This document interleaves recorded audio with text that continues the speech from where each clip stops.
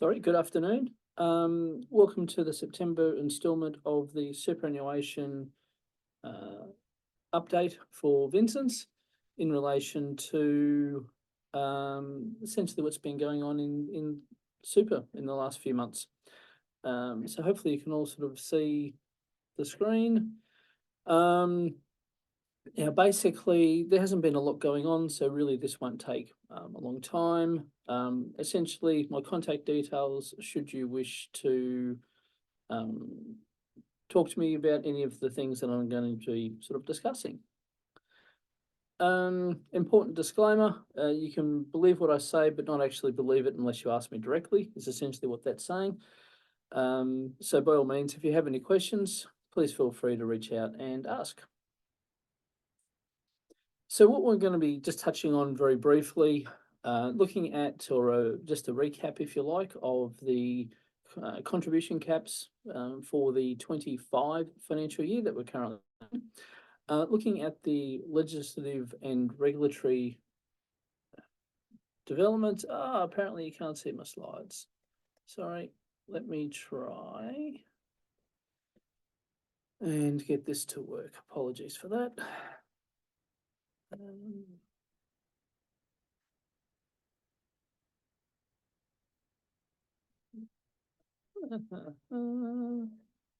So if I do that, hopefully that will work a lot better. Do apologies for that. So we're going to be talking about the caps, as I say, the legislative update and where things are at, which I know is a particular hot topic for people that are interested in the new tax that's coming out, which is called the Div 296 tax.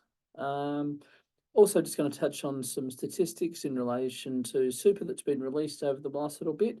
And then fourthly, just touch on a few other little bits and pieces that I thought might be relevant. So talking about the contribution caps, we've covered this before, but it's always just good to have a bit of a refresher. What's known as the general transfer balance cap. So that's how much you're allowed to or how much you're allowed to have inside super before you're excluded for making what are called non-concessional contributions. So non-concessional contributions are contributions you make into super when there's no tax deduction being claimed.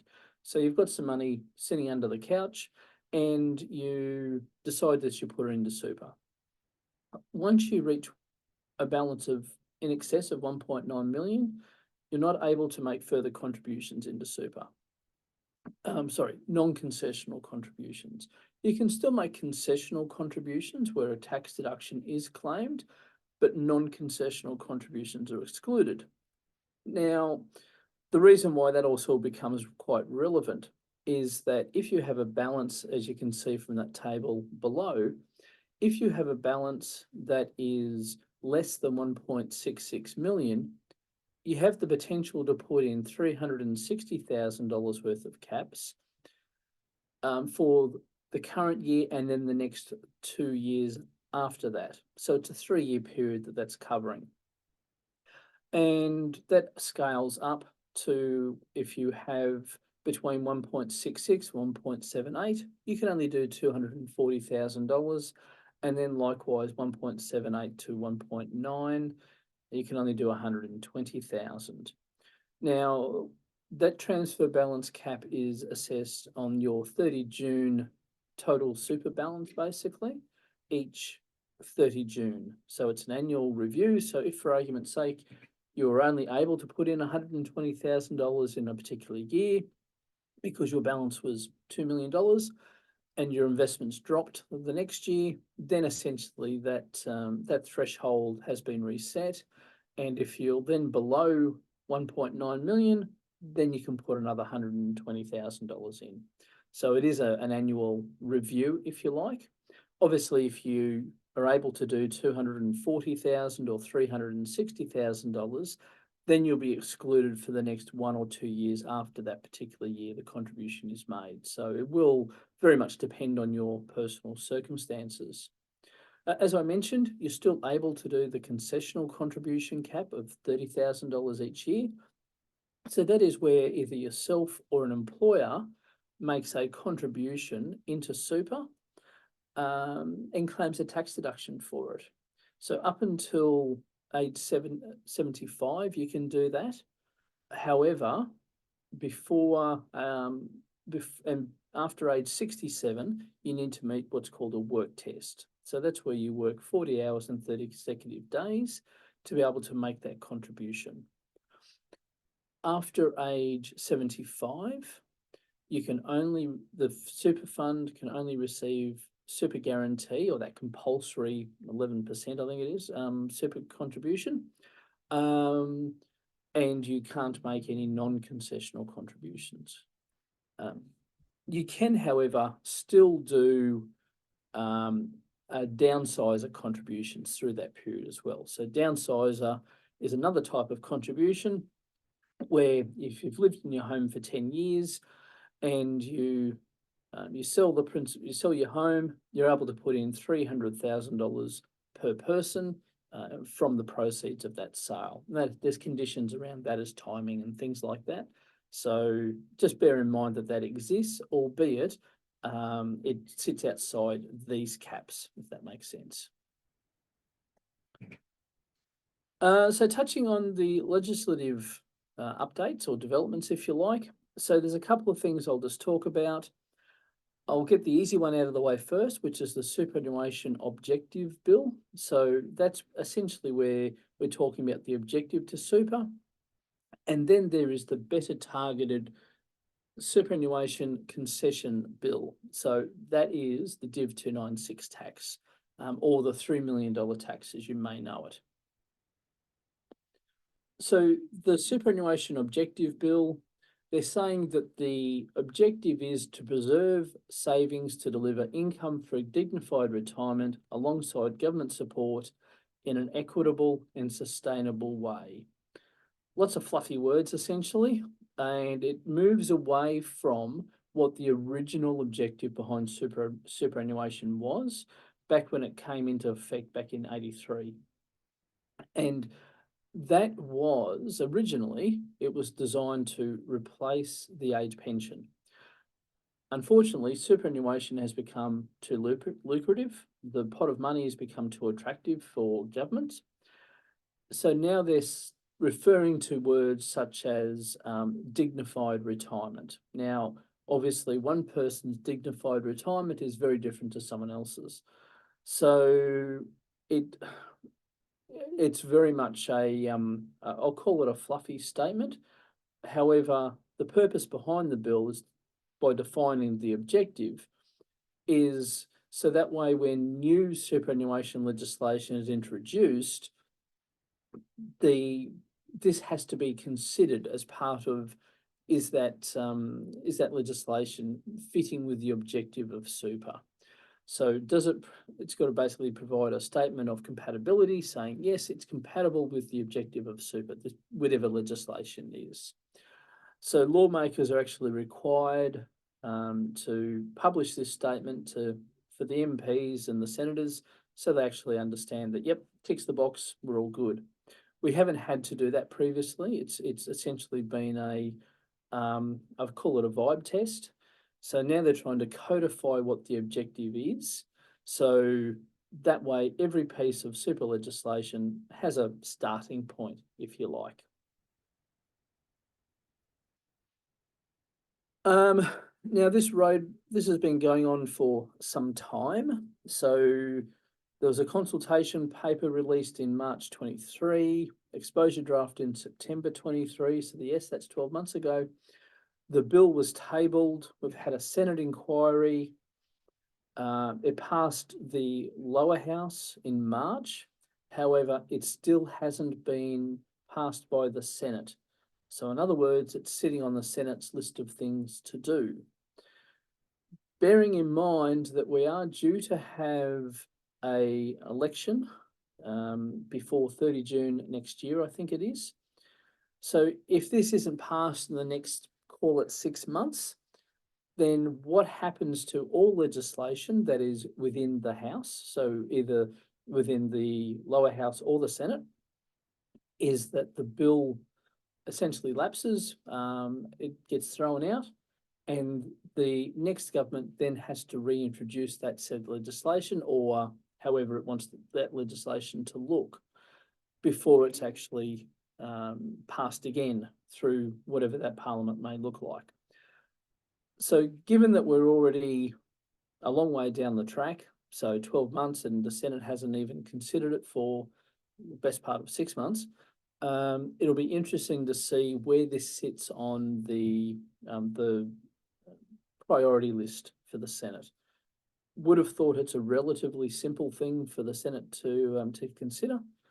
As yet, they haven't. So we'll have to wait and see. So unfortunately, no news on that.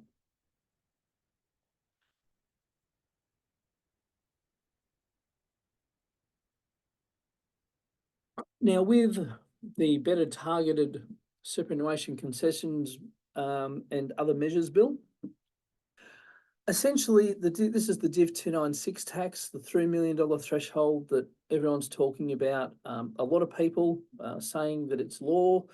I was only talking to an advisor yesterday who said, oh, given the new laws that have come into super, nothing has happened. There's been no change. Essentially, this is still sitting in our parliament. Let me just skip forward. So the consultation paper was between 31 March and 7 April 2023, over Easter, which is very nice of them. Exposure draft was issued in October 23. The bill was tabled into Parliament on the 30th of November. It basically went straight to a Senate inquiry, to which we've had a hearing in April this year. Final report was issued in May this year. The government said that they wanted to introduce the pass the legislation, so it was actually law before 30 June this year, because they wanted to give people 12 months to plan. That still hasn't happened. It is still sitting in the lower house waiting for a final reading. So what does that mean? If it's going to be passed before Christmas, I've got the dates of which both houses are sitting. So 8th to the 10th of October. So those 3 days, 18th to the 21st of November. So 4 days there, and then the 25th to the 28th of November. If it's not introduced and passed by both the lower house and the Senate over those few days, those 11 days, we won't see it this calendar year. As I mentioned before, if there is an election called, then this bill will be thrown out if it's not passed before then. The coalition have already said that they're not supporting this bill, and either in the lower house or the Senate, and they have also indicated that they would repeal this legislation if they are elected. That's what they've said. In the final report handed down from the Senate, as all Senate hearings, it is essentially a cross-section of the Senate. So there was Labor senators, Liberal senators, Independent senators on that hearing. The majority passed recommended, that the bill be passed. That those were made up of two or three Labor senators and a independent. The independent senator has since walked back from his position of passing it and has said that actually, no, I'm not going to support it. Both the coalition, as I mentioned, have said they're not supporting it. The Greens have said they're not supporting it until they have other things considered. And those things extend from limited recourse borrowing arrangements being cancelled. So that ability for a super fund to borrow to buy essentially property being stopped. And they had a few other things in there as well that they wanted. At this stage, they haven't changed their opinion. They still want those things occurring. there are a number of the independent MPs and senators that are now starting to walk back from a position that they might have held of supporting this bill to perhaps not, simply because the industry bodies, so I'm actively involved in one that's called the SMSF Association. So it's essentially an industry group and lobby group for self-managed super fund industry. They've been doing a lot of work in relation to lobbying of MPs and senators in this regard. And they're essentially saying that it's a 50-50 at the moment whether this legislation would even get passed in its current form. So given that, I remain optimistic, as I often do, that in its current form, it won't be passed. Now, the reason why that becomes important is that the way this legislation works. So the current proposed methodology is that it's a tax on earnings that are attributable to balances over $3 million, regardless of how the amount over $3 million occurs. So it could be through unrealised gains, for argument's sake. Because essentially the calculation is your total super balance. So what your super balance is at the end of the year, you add on any withdrawals you've made, so pension withdrawals, lump sum withdrawals, you take away any additional money you've added through contributions, and then you come up with this adjusted total super balance. Now, if your total super balance has occurred because of growth in your super, not because of actual dollar earnings, say you've held BHP shares, they've gone from $10 to $50, that $40 gain, you don't have the cash for, you don't have that benefit, but yet this tax would apply to that. So that's why I'll call it controversial, to say the least, because essentially we are taxing unrealised gains with inside super. So this probably better graphically displays that, where your current year adjusted total super balance, if that's over $3 million, the portion that is over that $3 million threshold is taxed, and that's taxed at 15%, the portion that's over $3 million. So if you run it as a proportion, it's very difficult to actually get to a 15% tax on this amount over $3 million because of the way that it works. So superannuation, generally speaking, is still a better way to hold investments. You could hold them in a company which is taxed at less than 30%. So, if you think about the normal tax rate for super is 15%, this on top is 15%. Inside a company, much the same.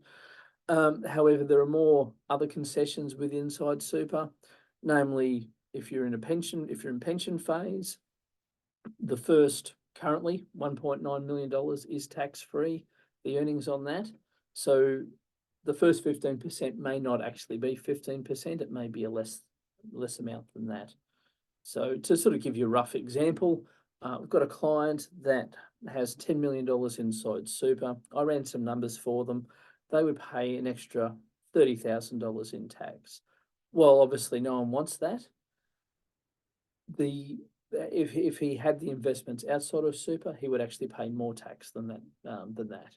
So it does really much depend on a client by client specific circumstance in relation to how this works. But I suppose my takeaway message at the moment is that we still don't have legislation. We still don't have law. We have a bill, but that's not legislated as yet. And this isn't due to start until 1 July 2025. And the first assessment date, if you like, is 1 July 2026, with the tax being due and payable sometime in 2027. So we're not talking about things that need to happen immediately. That being said, clients will need time to plan and consider their circumstances and obviously obtain advice as to what's the best thing for them. So we will need time to do that, to run into it before 1 July 2025. So on the basis that the bill isn't passed before Christmas, it's going to mean a very busy beginning of next year. Now, some of the lobbying that's occurring is talking about the different ways and how this may actually work. So the Labor government is essentially hell-bent on having this type of legislation passed. However, the mechanism or the mechanics behind it is one of the things that's up for debate, up for challenge. They've gone with the way they have because there's already a process and a system in place with the tax office that essentially can make it work. It is disadvantageous to a number of people if you have, say, large assets, property assets, very hard to make them work.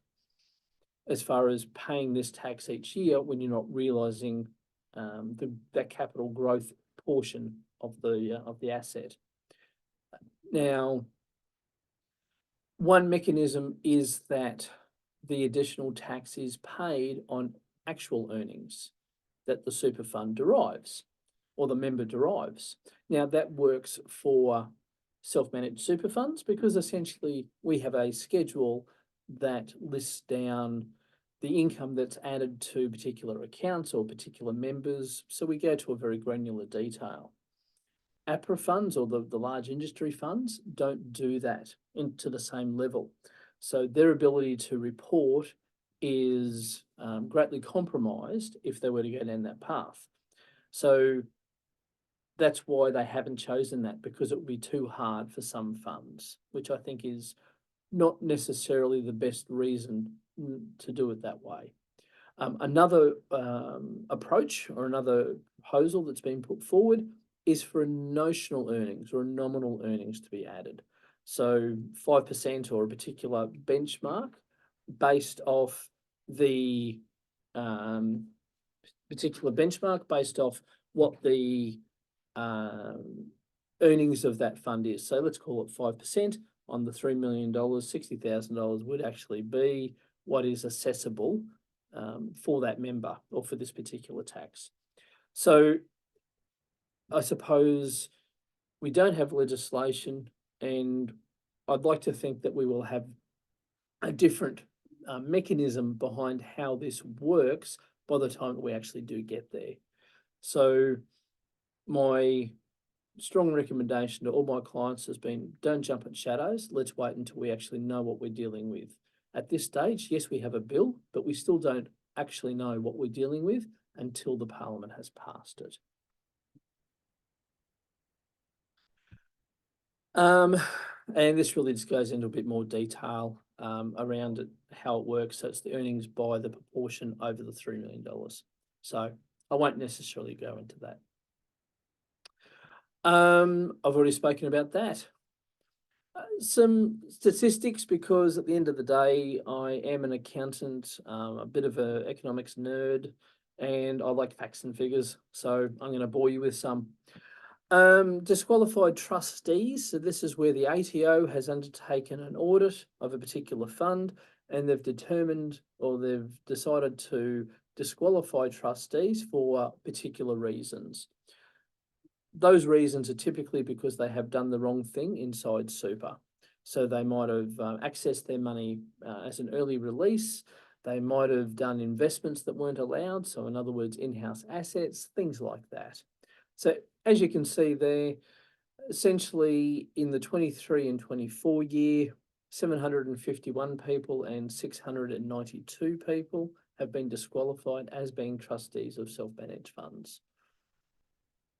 And I believe from memory, this is from March this year, or the end of the March quarter. So that was 110 people have been disqualified for this year so far. So it'll probably be not that dissimilar to last year's figures. And as I said, this is where the ATO actually undertake an audit. So they are becoming a lot more tougher in their lodgement programs or their lodgement requirements. So Perhaps we'll see this ramp up the following year once that, once the audits flow through from the ATO themselves. So that's not the actual independent audit that's attached to a self-managed super fund each year. That is purely where the ATO have said, we want to actually audit your fund and make sure that you're doing everything right.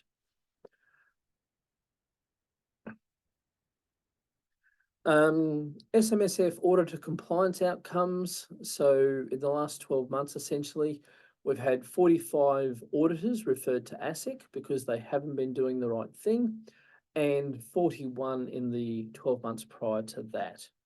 In addition, there was another 51 auditors that voluntarily deregistered from being an SMSF auditor, specialist auditor, in the 24 year. So to audit a self-managed super fund, you actually have to have a special qualification, special license, if you like, with ASIC, and they have the power to remove that once again if they review the work of an auditor.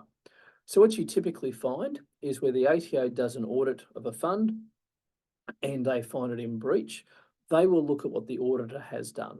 They will look at their process and their systems to make sure that they've done the right thing. If they haven't, that's when they're referred to ASIC, and ASIC can then take action against that particular auditor. Now, a lot of those reasons for the auditors being referred or auditors voluntarily deregistering, so in other words, they don't allow ASIC to deregister them because they jump out of the system first. Basically, their own independent audit requirements aren't satisfied. So with SMSF audits, they have to be done by an independent specialist auditor. So at Vincent's, we don't audit any self-managed super funds. All ours are done by auditors, specialist auditors operating actually out of Sydney, both of them. Or we do use other auditors obviously as well, but our main auditors are in Sydney. And they do tens of thousands of audits a year. So it's essentially all they do. The other areas that the auditors themselves were picked up for was failing to do sufficient work in relation to market valuations, existence of assets, trustee declarations and borrowings, and sort of arm's length dealings just generally.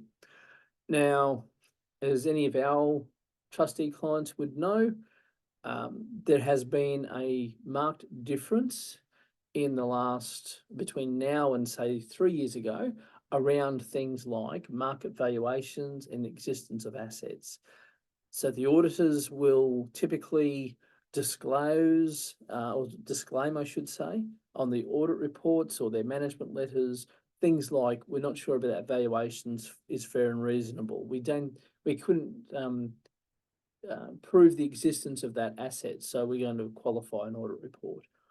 Those things within themselves are not necessarily an issue for the fund. They are more the auditor taking a risk mitigation viewpoint, because if they don't, they're worried that ASIC or the ATO will bring them heat should that fund be audited. So that's what some of the reasons why those things are happening is essentially because the regulators are getting tougher.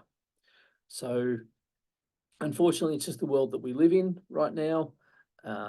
Regulation and compliance with inside, particularly the self-managed super fund space and accounting generally, is becoming a lot more scrutinised, and it will not be going back, if you like. It'll be very much a only increasing and making it more difficult than what it ever used to be. Now, at the beginning, I mentioned about downsizer contributions. So just sort of throwing in some current data as of 7 August this year, just in relation to where the amount of people that have actually made downsizer contributions into super and those dollar amounts. So as you can see, in the 22 year, for argument's sake, 19,700 individuals made a downsizer contribution, and that was some $5 billion. Last year, in the 24 year, 13,000 individuals did, and that was some $3.38 billion that was added into super. Now, The age requirements for downsizer contributions has changed. So originally it started at 65, then it dropped to 60, and now it's at 55. So that's some of the reason why you're seeing an increase in those numbers, is simply because more people can access it. Now, the $300,000 limit that I mentioned, it's a lifetime limit. So if you use it once, you can't use it again. You have to own the property for 10 years. You've got to be over age 55. The contribution has to be made within 90 days of settlement of the property. If you can tick those boxes, then regardless of how much you have inside super, you can make a downsizer contribution. So that's really what this is talking about, and sort of demonstrating as to how popular this scheme and arrangement is. So to me, that's a good thing, because it's allowing people to put more money into super to meet the objective of dignified living. And finally, I just wanted to touch on director identification numbers. Now, these have been around for a number of years now, where a director of a company needs to obtain a director ID, which is sort of a unique identifier, like a tax file number, that identifies an individual that then allows them to be a director of a company. Now, there was a transition period that was put in place, I want to say November 22, I think it was, where you needed to apply for a DIN. A number of people have not applied for a director identification number. What this means is that should they want to make any changes to the membership of the self-managed super fund, the ATO will deny it. So all directors of a trustee company attached to a self-managed super fund, if they don't have a director ID before the change of request has been made, then that change cannot happen. The rollovers cannot proceed. So this is relevant because if you want to change the membership of your fund, then it can't happen unless you have a director ID in place for everyone involved and to be involved inside the fund. Yeah, this only applies if you have a corporate trustee, so a company acting as trustee. So regardless of the fact that you're meant to have a director ID, ATO are actually using this as leverage to ensure that people do. Additionally, I do know of situations where the ATO have decided to fine people for not having a director ID in place. So can I suggest that if you haven't yet obtained one, then you please do, because Big Brother essentially is coming looking for you. It's not an insignificant fine either that you have to pay personally. And yes, it's a pain to actually obtain it, because first of all, you need to have a MyGov ID account, which requires ID verifications and that sort of thing with the government. And then you need to obtain or make an application for the number itself. But unfortunately, this is just a must do. So it's just something that has to be done. If you need some information on that, please reach out. We, here at Vincent's, we have fact sheets that talk about how to obtain a director ID. We can help as much as we can. By law, we're not actually allowed to do it for you, but we can, as I say, as much as we can, help provide notice of accounts for your tax returns and things like that that are required as part of that ID verification process. And also, finally, just wanted to, I suppose, make people aware, the ATO have developed some education courses around self-managed super funds. So there is one for setting up a fund, and then there's also an education course for winding up a super fund. I encourage clients to, or prospective, if you're thinking about setting up a self-managed super fund, I encourage you to look at these. The ATO also has some really good videos on their website. On the Vincent's website, we also have a trustee education centre for self-managed super funds, where you can log into it. It's free to log in, and there's a mountain of resources on there as well. So having a self-managed super fund shouldn't mean that you're not aware of information because there's a lot out there. And obviously you can always talk to the team here and ask them questions if you have any. But certainly there is information available 24/7 in any of those forums that I've just mentioned. And with that, I think we're done. So as I mentioned at the outset, not really a lot to talk about. But if you do have any questions in relation to the content for today, please by all means reach out. Otherwise, have a great afternoon and we'll see you next time.